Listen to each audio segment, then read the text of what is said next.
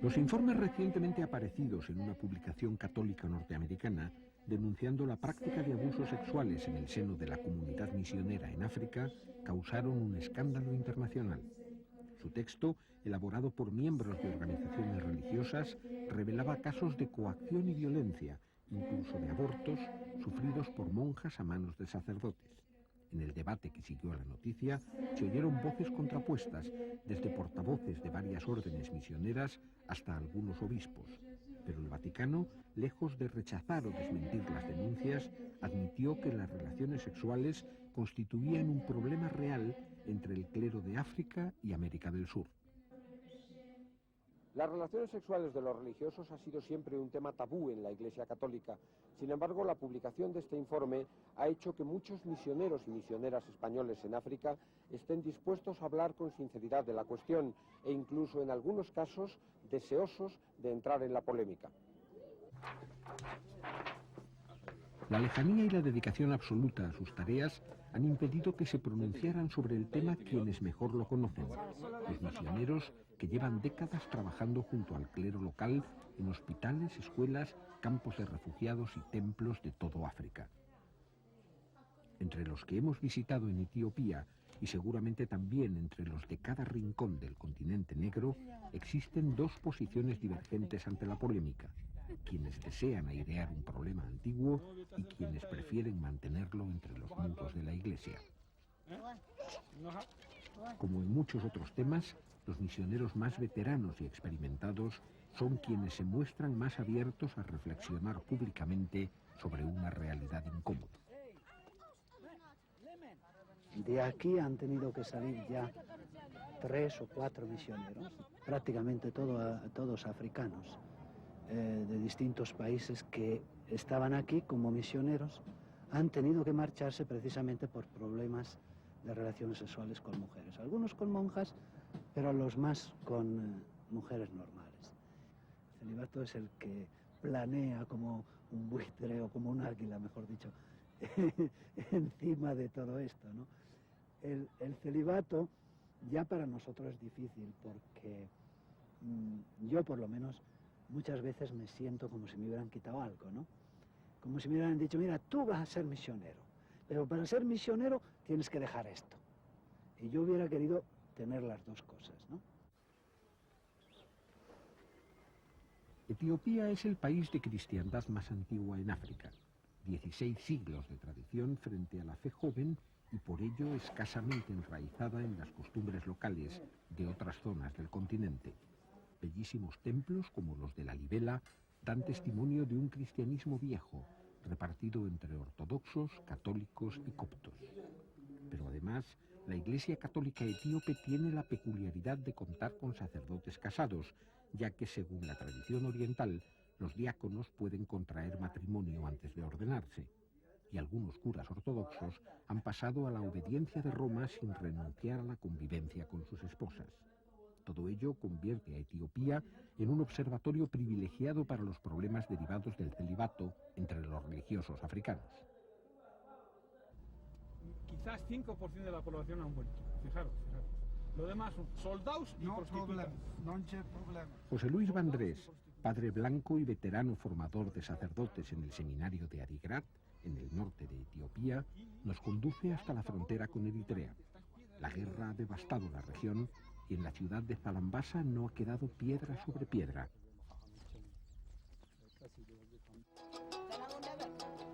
El padre Vandrés recorre las calles arrasadas, habitadas tan solo por soldados y prostitutas que mantienen a sus hijos junto a ellas en hogares improvisados sobre las ruinas. Así la vida recomienza lenta y dolorosamente, pero aún habrán de pasar muchos años para que este pueblo recupere el pulso que el horror militar le arrebató. Después el misionero, con el ánimo todavía sobrecogido por este paisaje de desolación y odio, hablará en defensa de la gran mayoría de los sacerdotes africanos. en 33 años he conocido solamente un sacerdote que se enamoró de una chica, se ha casado, ha dejado el celibato según con todo el permiso de la Iglesia Católica y ahora vive felizmente con esa señora, o sea, secularizado. Solo un caso. De abusos sexuales, para deciros la verdad, no tengo ningún.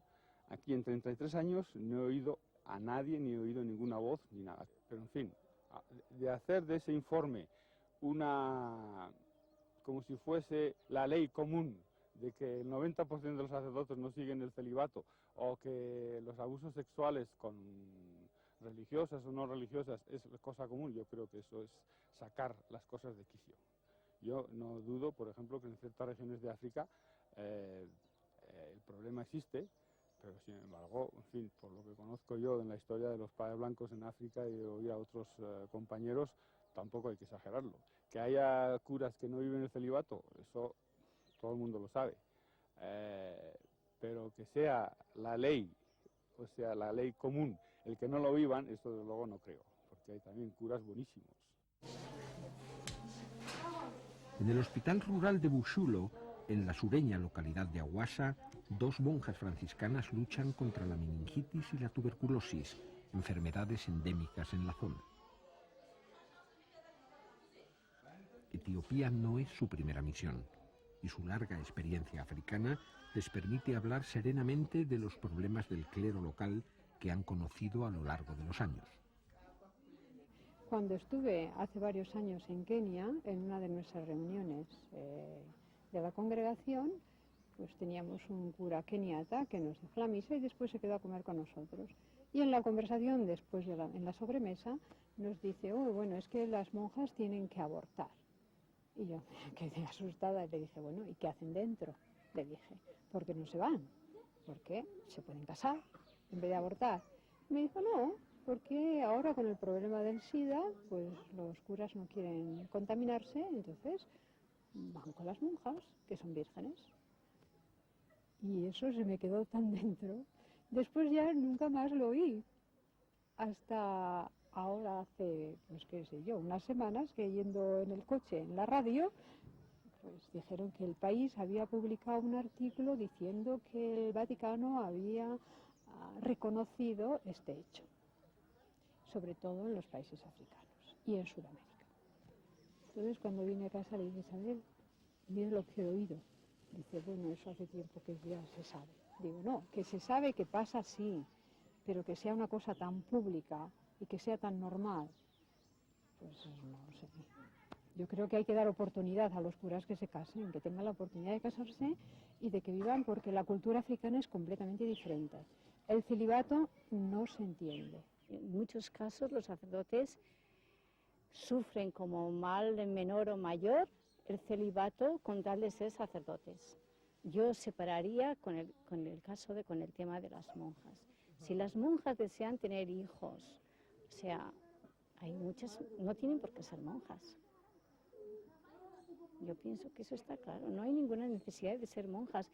Si en algunas zonas el ser monja es una posibilidad de tener una educación mejor o un puesto de trabajo mejor o una promoción a cualquier nivel, yo pienso que eso hay que discernir y hay que dar las oportunidades necesarias para tener esa formación o la profesión o el desarrollo que necesiten sin poner como condición el ser monja.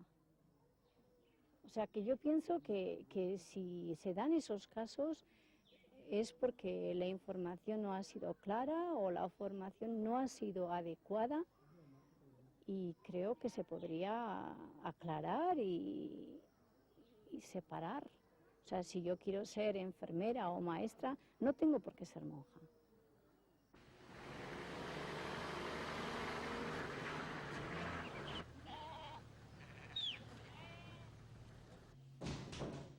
Francisco Reyes atiende a sus pacientes en otro hospital rural, en Gambo, al sur de Addis Abeba, mantenido por misioneros españoles e italianos de la Consolata. Cercanos todavía a sus días de seminario, la juventud parece ser un factor que invite a la prudencia, y los 3 religiosos prefieren mantenerse al margen de la polémica, aunque la jerarquía eclesiástica no haya querido rehuirla.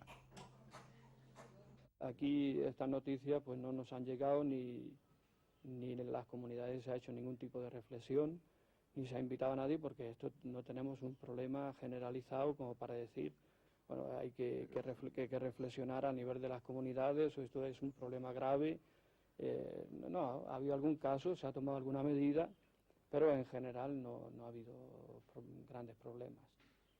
Y yo creo que hay que salir un poco en defensa, sobre todo leyendo estos artículos, hay que salir un poco en defensa de las religiosas africanas y de los sacerdotes africanos.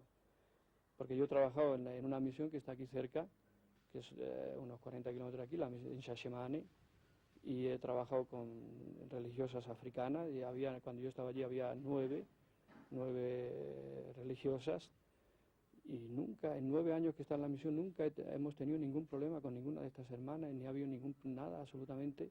No existe, ni creo que existirá nunca, que toda una congregación, todos sus miembros, no respetan los votos y el compromiso que han tomado libremente y personalmente. O sea, que eso es absurdo.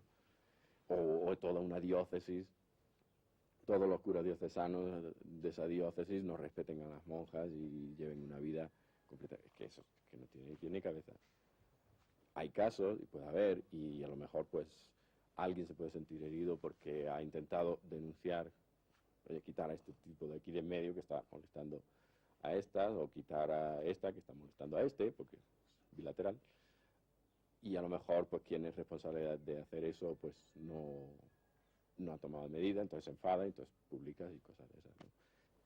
La infidelidad a tu compromiso vaya, sucede a todos nosotros, todos somos hombres y todos tenemos. Entonces, ahora, ¿cómo ha sido tratada la polémica? No lo sé, no sé qué es lo que hay debajo, no sé qué decirte porque no estamos fuera de este problema.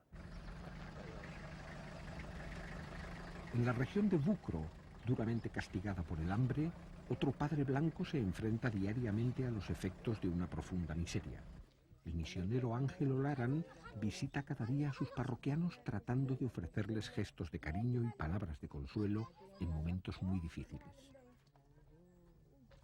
Aquí el SIDA se ha convertido en el mayor y más implacable de los azotes, impulsado por la guerra y favorecido por la política comercial de las grandes corporaciones farmacéuticas que mantienen unos precios inasequibles para economías tan débiles como la de Etiopía.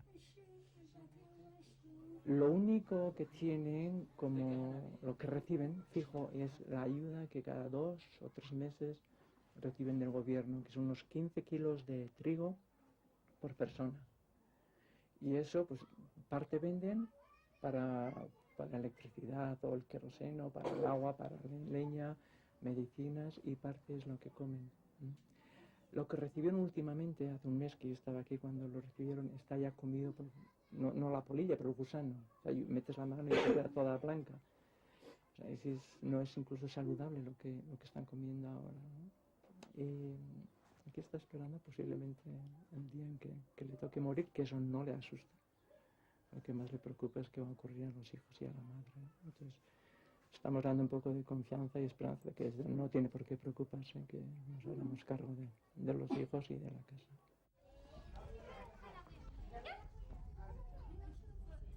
Aunque los efectos mortíferos de la última hambruna quedaron mitigados, el 80% de la población infantil padece una desnutrición severa, y Ángel sabe que el reparto de alimentos básicos que su misión realiza en comedores como este no conseguirá impedir que el desarrollo físico y mental de la mayoría de los niños de Bucro quede afectado y disminuido para siempre. Lo que me parece también un poco al margen de lo que es la vida cristiana, lo que es la ética cristiana, es centrar el problema en el aspecto sexual, cuando el aspecto social es tan importante. Por ejemplo, aquí nosotros vivimos entre miseria. El que nosotros vivamos aquí, en este palacio, comparando con lo que se ve fuera, esto no es un problema. Yo creo que esto, socialmente, podría ser un problema. Si yo no toco a una mujer, Bien, pero si yo tengo todo esto, 3 o 4 coches, aunque sea para el servicio, pero me beneficio de ello, una casa, si necesito 3 mantas las tengo, cuando hay gente que no tiene ni una manta, no las tiene. Todo lo que yo pueda necesitar lo voy a tener. Y esto no crea un problema. A mí esto me pone un punto de interrogación en el contexto de la ética cristiana. Respecto al problema sexual, para mí enfocarlo en el clero africano, diciendo que en Europa eso no existe, yo creo que no corresponde a la experiencia que yo pueda tener. Si existe esa diferencia, quizás sea una diferencia de grado, pero esencialmente yo creo que tanta inclinación sexual tenemos nosotros en Europa como la que pueden tener ellos aquí. Luego quizá culturalmente, no sé hasta qué punto esto puede tener una influencia. Cuando aquí alguien que no te conoce te pregunta por tu vida de familia, no te va a preguntar si estás casado o no, te va a preguntar cuántos hijos tienes. Entonces, la persona está en función de los hijos, no está en función de una mujer o de un marido. En Tanzania, y aquí también en alguna ocasión, más de una mujer me ha dicho, deja de ser sacerdote por 2 o 3 años, ten 2 o 3 hijos y después vuelve a ser sacerdote. Y estas personas no estaban pensando, pásatelo bien con una mujer, al margen de todo eso. Ten familia, procrea, alguien que va a continuar con tu sangre, que no pierdas ese potencial humano que llevas dentro de ti. El celibato no está unido, no está vinculado al sacerdocio. Esto es una ley eclesial que puede desaparecer, para mí tendría que desaparecer.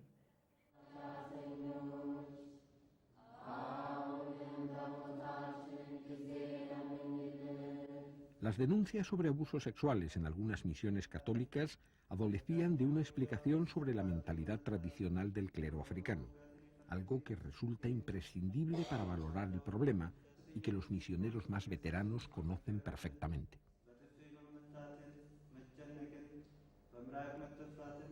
Para el africano el sexo es sexo y basta, o sea, no suele haber mucha afectividad que yo sepa en las relaciones suyas.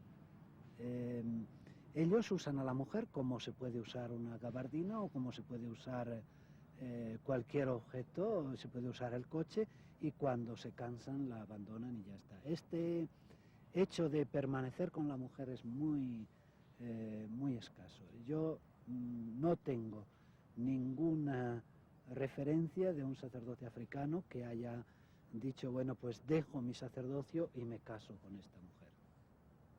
Para ellos es normal tener relaciones o con las muchachas o con quien sea y seguir siendo sacerdotes como si tal cosa. No hay conflicto de conciencia para ellos en estas relaciones entre sacerdote y mujer o sacerdote y monja. Para un sacerdote africano la relación sexual es importante, porque él lo ve como parte de su persona, y no se vería completamente persona, completamente hombre, macho, digamos, si no tuviera relaciones sexuales. Esto es en general, claro, hay excepciones, por supuesto. Pero luego, para la mujer, no es importante la relación sexual. Lo que es importante para ella es el fruto de la relación sexual. O sea, una muchacha sin hijos, por muy monja que sea y por muy superiora que sea, y por muy dueña de su congregación, muy superiora general que sea de su congregación, ella no se ve completa como mujer sin haber tenido un hijo, por lo menos uno. Yo sé del caso de, por lo menos de una monjita que tuvo un hijo, y hablando con la madre superiora le decía, mira, yo ahora te entrego el hijo. No, vuelvo a casa, entrego el hijo a mi madre y luego vuelvo otra vez al convento. O sea, para ella le parecía la cosa más natural que podía haber hecho, tener un hijo, porque eso era una cosa humana y era una cosa necesaria para una mujer. O sea, para ellas es necesario prácticamente. ¿Por qué muchas, no obstante el hecho de sentir esta necesidad de la maternidad, esta expresión de afectividad hacia el hijo, la hija, ¿no? ¿Por qué ellas entran en un convento? Porque es que Por otra parte hay otra fuerza, hay otro conflicto, y es que si ellas toman un hombre, las va a estar maltratando toda una vida. Y si no lo toman, no van a ser completamente mujeres. Pero si entran en el convento, por lo menos van a tener la vida asegurada y no va a haber nadie que las maltrate.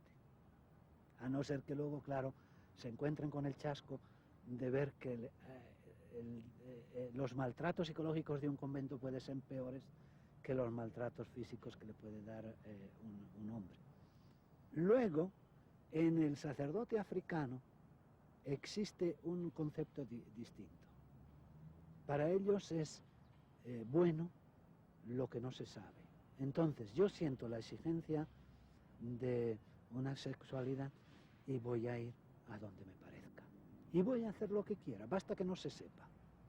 Y mientras no se sepa es bueno, según la moral africana. El día que se sepa, pues ¿qué voy a decir? En Kiswahili decían Bahatin Baya, mala suerte. Esto ha sido mala suerte. Y con eso, pues ya ellos se sienten, digamos, que están todavía dentro de un orden. La polémica sobre la vida sexual del clero católico en África no puede empañar la imagen abnegada de los misioneros en los rincones del continente más castigados por la pobreza, la enfermedad o la injusticia, sufriendo constantes privaciones, tensiones y peligros. En todo caso, plantea a la Iglesia el desafío de adecuar sus normas para hacer frente a una realidad que se manifiesta con claridad y crudeza, muy lejos del viejo secretismo tradicional que hoy resulta imposible de mantener. Un saludo. Sí. No es una manera de saludar a nadie.